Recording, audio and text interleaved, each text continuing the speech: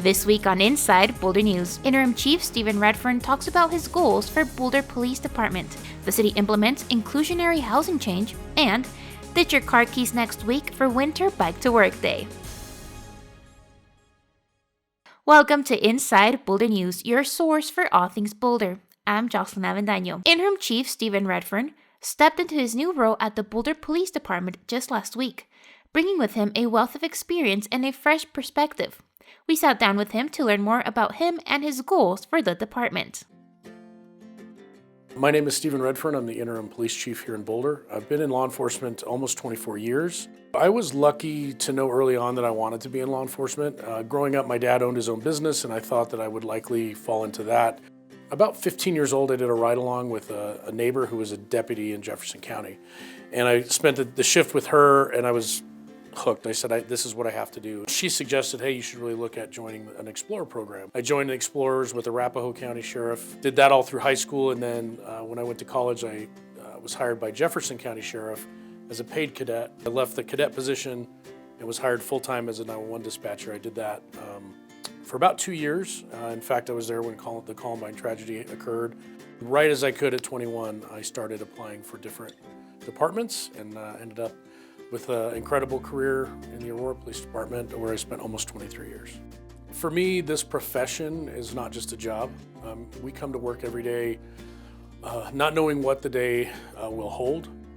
Even though we do have bad days, there are those days where we truly make a difference, where we truly save someone's life, prevent some really bad things from happening, or even if we can't prevent it, be able to respond to help our community heal, lessen the impact of things that happen. For this new role for me as the interim police chief, and hopefully the permanent police chief, if that's in the cards, for me it's surreal a little bit because I never thought I'd be sitting here in this office. I feel very fortunate stepping into this role at this time. We have done a lot of amazing work in the last several years here at BPD. We have fully owned some of the ways that we can be better, some of the ways that the community demands that we change our practices, our service level. We provide an incredibly high level of service to this community. I've been blown away since day one of being here, just how professional, compassionate, thoughtful our staff, professional staff and sworn officers are. People have asked since I've taken over as interim, is the reimagined policing plan still going to be a big part of the agency? And the answer is 100% yes. For 2024 and beyond, we have a great community engagement plan. We're working truly to get back into the community, not invite people here, get out into the community, meet people where they are. Let us know when you're having events. Let us know when you're having block parties. We will have people there. If I can't be there myself, we will have people there because we really want for the community to get to know us. And not be some unknown entity that you read or see things on that may not be completely accurate. I commit to the community as I beg you to get to know us, beg you to understand that we have a job to do. It's not always pleasant when we have to have interactions on the street, but get to know us. There's so many people like me that if you give us a chance to look beyond the uniform, to get to know our stories, it's pretty impactful. And I hear people all the time say, man, you're pretty cool for a cop. And it's, I laugh because I'm like, I know all of these people and there's so many stories, inspiration, and just give us a chance to get to know us. And I think people will be pleasantly surprised and they'll see that, not all the narrative out there is true. Hold us accountable, but, give us a chance to get to know us when it's not an enforcement type situation. I think you'll be pleasantly surprised. As of January 30th, 2024, Boulder's inclusionary housing ordinance underwent updates to simplify language and ensure that 25% of new residential developments are affordable or contribute to affordable housing through alternatives like cash in lieu. The city prioritizes affordable housing to maintain a diverse community, aiming for 15% of homes to be affordable by 2035.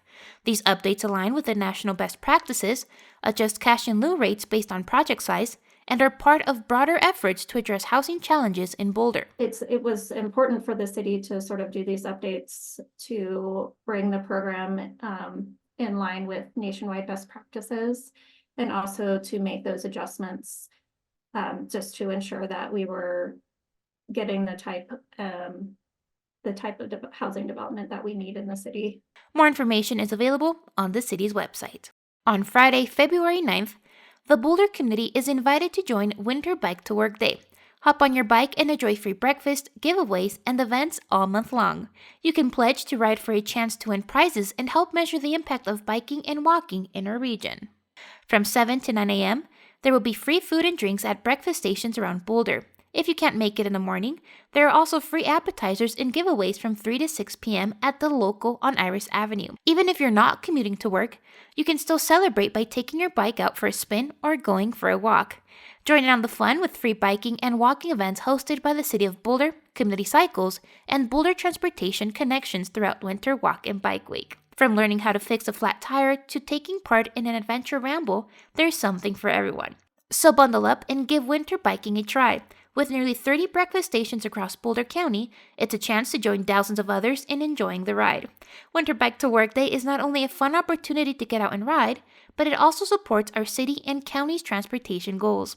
More information is available on the website seen on your screen.